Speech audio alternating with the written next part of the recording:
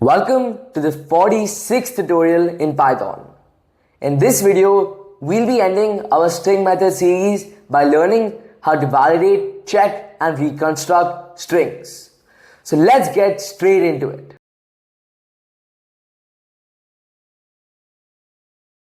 Let's say you're asking the user to enter their age. You want to make sure it's a number, not 25, in letters. This is where the isDigit method comes into play. So our code says age is equal to input, enter your age. So the user enters his or her age. Now we want to make sure that the age is only a digit.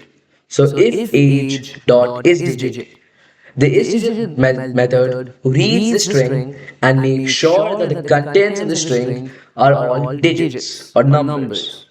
So if the contents in the string are all digits, it prints your age is whatever your age is, or whatever value you typed into the input.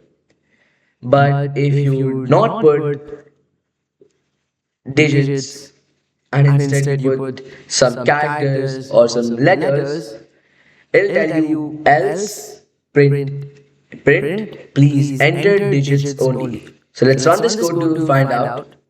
So it's asking us for our age. So let's type 18, and when we run it, it tells us your age is 18. But if we type 18 and then we run it, it tells us please enter digits only.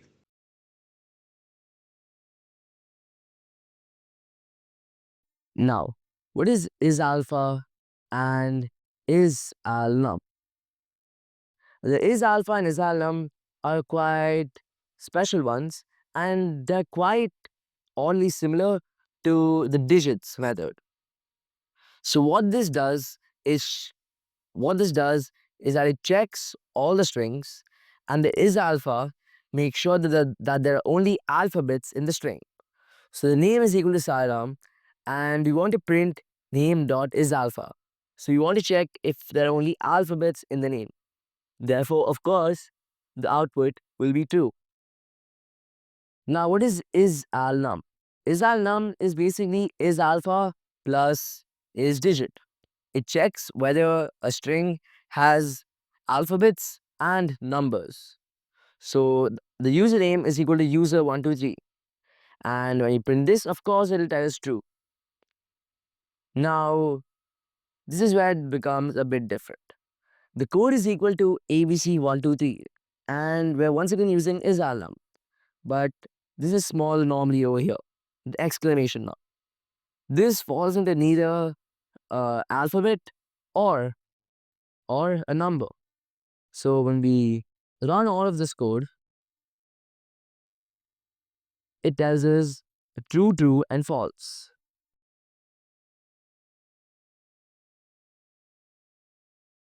What if you're checking file names or user commands? This is where we use the starts with and ends with. So we have a file name and it's called report.pdf. So then you want to see whether the file name ends with PDF and it starts with rep.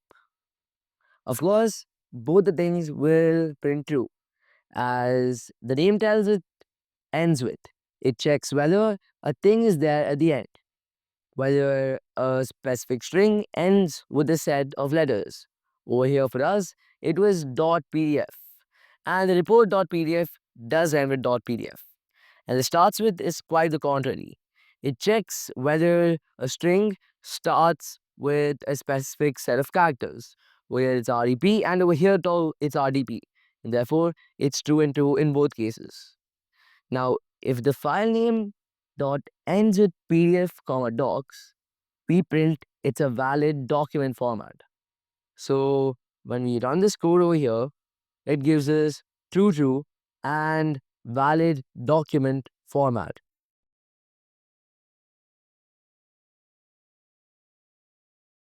Now, let's say you want to combine strings. We can do that by using the join method. So let's say you just use the dot split method and we just split the string. Learning Python is fun. into a list which is stored in the variable words. So learning, comma, Python, comma is comma fun. Now we want to join these words, but we don't want to just clutter them together, saying learning Python is fun without any spaces. This is why the join is quite special. You can enter what thing you want to separate it with before you put the dot join. So over here we took space, and when we run it, as you can see, it gives us learning Python is fun with spaces in the middle. If I were to remove this space, it would just club all of it together. Learning Python is fun. Another example, the date is equal to 2025 527. We want the date to be properly formatted, and we want to join them using a hyphen. Once again, we'll put hyphen, of course, enclosed with quotes before the join date, and when we run it, it gives us 2025 5 2027.